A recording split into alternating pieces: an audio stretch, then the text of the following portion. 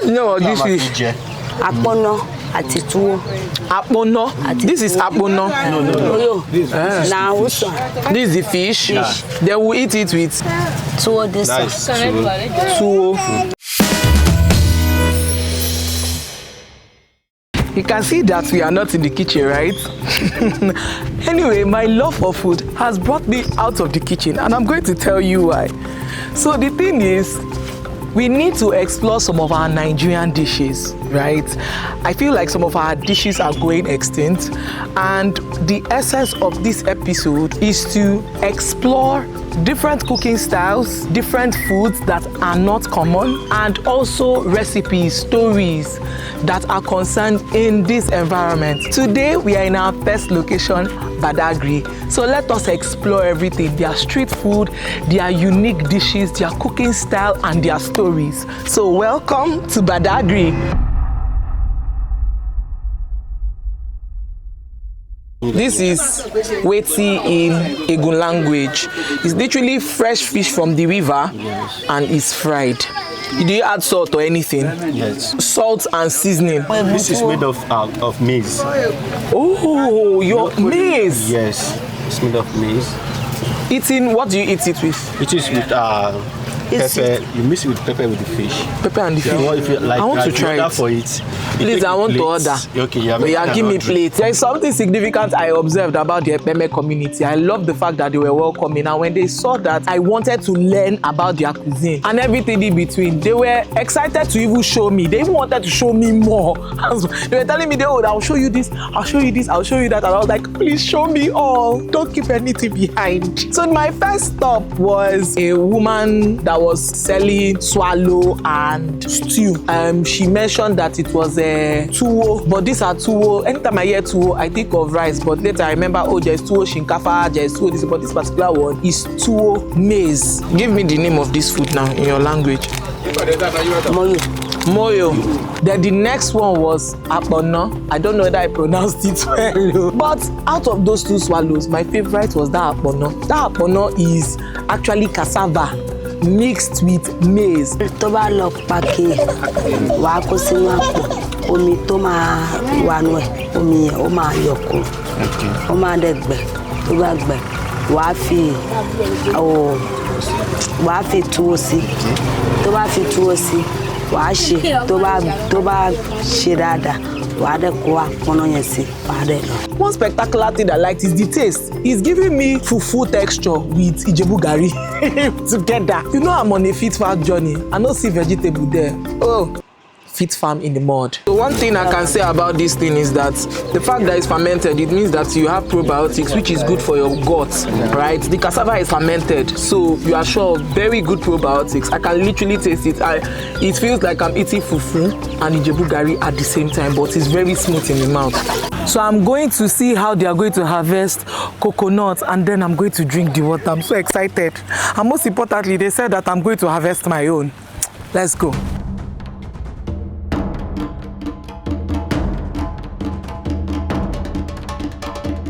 Coconut is like water here. They literally harvest, open, and they drink. In fact, they told me that we go and harvest my own coconuts. But it's good. They did not allow me to climb the tree the way this uncle was climbing the tree, because when I saw, I was like, Shemi will climb this tree. Anyway, what a man can do, a woman can do better. Shall not me, because my husband sees. But they gave me one that was proportional to my height. I didn't need to climb. I just raised my hand in the sanctuary and twisted it, But the work was when they told me to butcher it. At this point, I'm just a girl. Let the men be the men.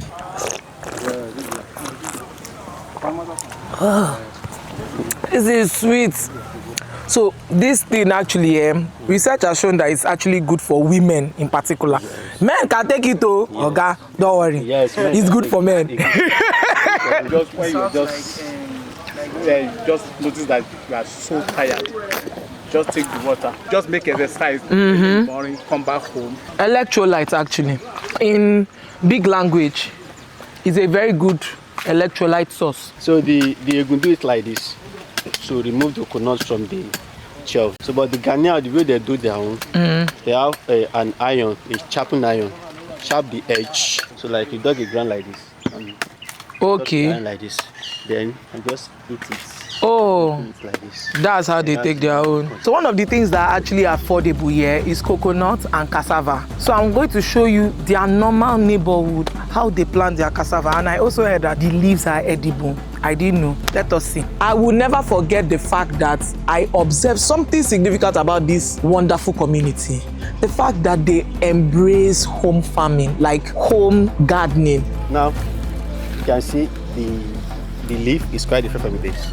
Yes. Yes. So there are different species of it. Okay. Like, you have, I know from the scientists, like what called crossbreed. Crossbreeding, okay. So it's the crossbreed that is edible. Okay. Like this one, we go to, there's some markets, like in Ogogoro, we go to get this cassava stick, different from the one we have here. Okay. So like this one now, when it got mature, you can harvest it, cook it, and it look exactly like yam. Oh. Why? That's the cassava, Yeah, abi? the cassava himself. It will look like yam. Okay. So why this one, if you cook it will not get done like yam.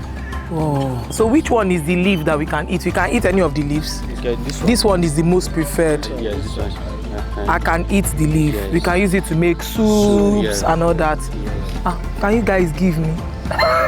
This one is the one you can eat. This leaf. So how do you plant cassava? So it's not very deep. That's all.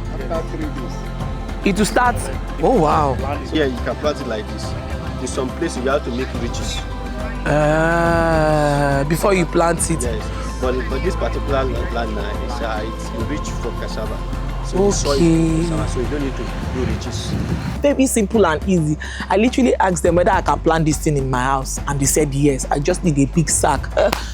Home gardener, here I come. It has to be slanted, and then I will now put it inside. This is where the cassava step comes out. It comes out from here. That's the steps. So when I want to plant it, I'll put this straight. It's straight. Yeah, straight. I actually believe so much that every home should have, even if it's a mini garden. I love this. And this one is different from the one in the market. Oh, this one is habanero, abi. Hey, okay, see how big it is. Organic, so big. This one. Aha.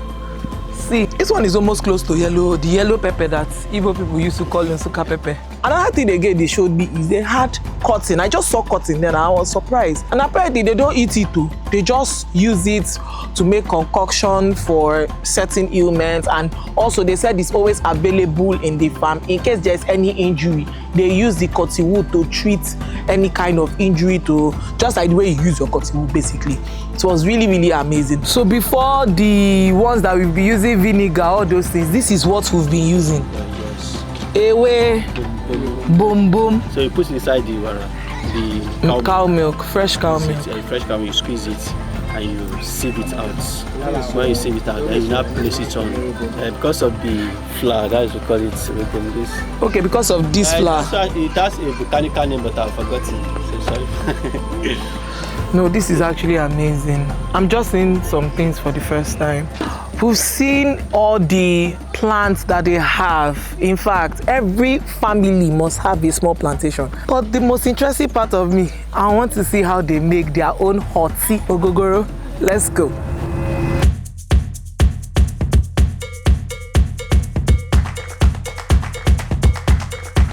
Whoa, I can smell it.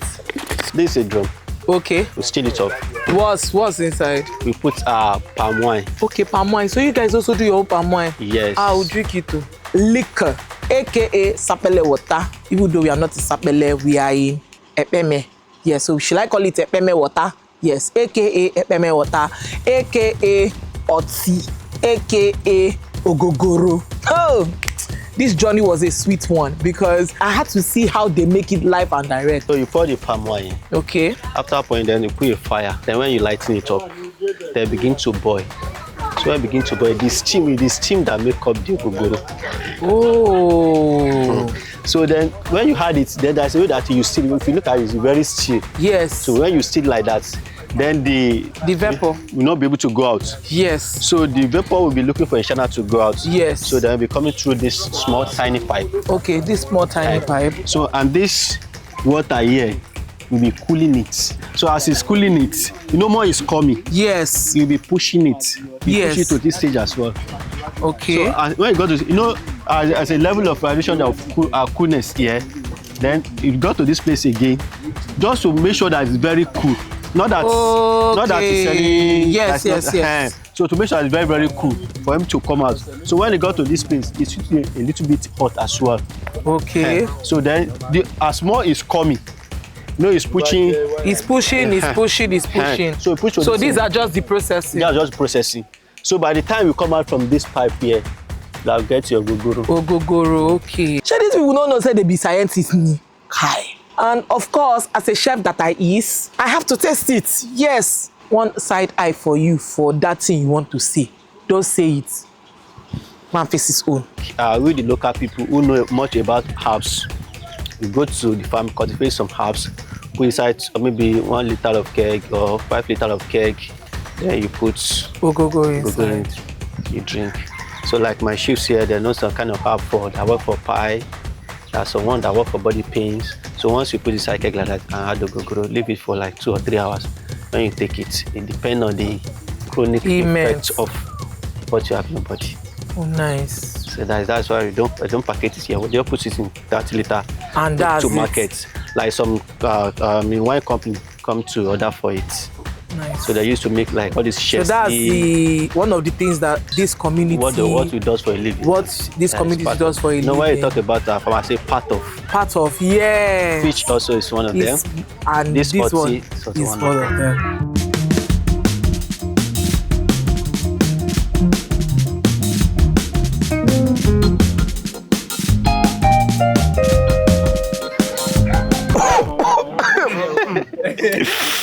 Okay, it's okay. Thank you.